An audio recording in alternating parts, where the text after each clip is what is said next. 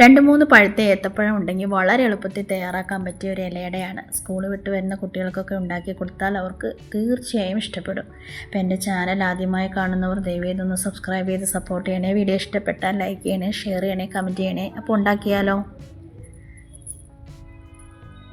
അപ്പോൾ ഇതിന് വേണ്ടിയിട്ട് ഞാൻ 2-3 ഏത്തപ്പഴം ഇതുപോലെ അരിഞ്ഞെടുത്തിട്ട് 1 ടേബിൾ സ്പൂൺ നെയ്യ് ഒഴിച്ച് ഇതുപോലെ ഒന്ന് വഴറ്റിയെടുക്കുക. ഇനി ഇതിലേക്ക് 200 ഗ്രാം ശർക്കര 1 ഗ്ലാസ് വെള്ളത്തിൽ പാനിയാക്കിയത് അരിച്ച് ഒഴിച്ചു കൊടുക്കണം. ഇന്ന് ഈ പഴം ഈ ശർക്കര പാനിയിലിട്ട് നന്നായിട്ട് വിളയിച്ചെടുക്കണം.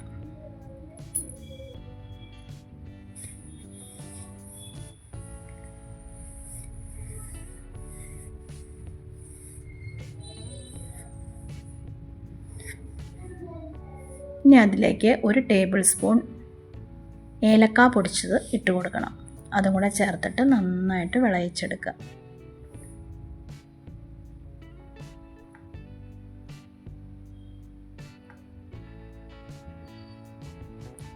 അപ്പോൾ ഏകദേശം ഈ പരുവായി കഴിയുമ്പോൾ ഗ്യാസ് ഓഫ് ചെയ്യാം നമുക്ക്. എന്നിട്ട് ഇതിലേക്ക് 1 കപ്പ് അരിപ്പൊടി ചേർത്ത് കൊടുക്കണം. പുട്ടുപൊടിയല്ല, അപ്പപ്പൊടി. നമ്മൾ കടയിൽ നിന്ന് മേടിക്കുന്ന ഏതെങ്കിലും അരിപ്പൊടി മതി. അത് 1 കപ്പ് ഇട്ട് കൊടുക്കുക.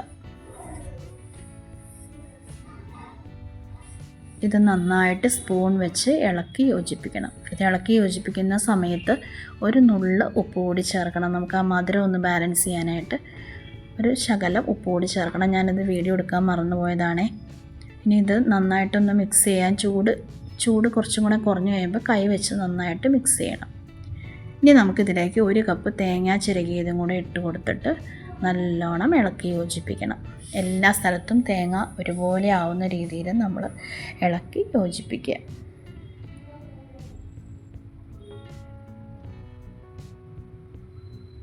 നമ്മുടെ മാവ് റെഡിയായി.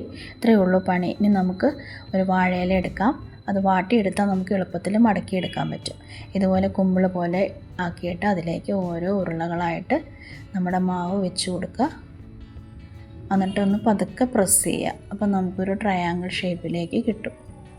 എന്നിട്ട് ജസ്റ്റ് ഒന്ന് മടക്കിയെടുക്കുക. ഇതുപോലെ അങ്ങനെ ഓരോരോ അടകളായിട്ട് തയ്യാറാക്കിയെടുക്കുക. നല്ല ടേസ്റ്റാണ്. കുട്ടികൾക്കൊക്കെ ഉണ്ടാക്കി കൊടുത്താൽ തീർച്ചയായിട്ടും അവർക്ക് ഇഷ്ടപ്പെടും. ഈ രീതിയിൽ ഇതുവരെ ചെയ്തു നോക്കാത്തവരൊന്ന് ചെയ്തു നോക്കണേ.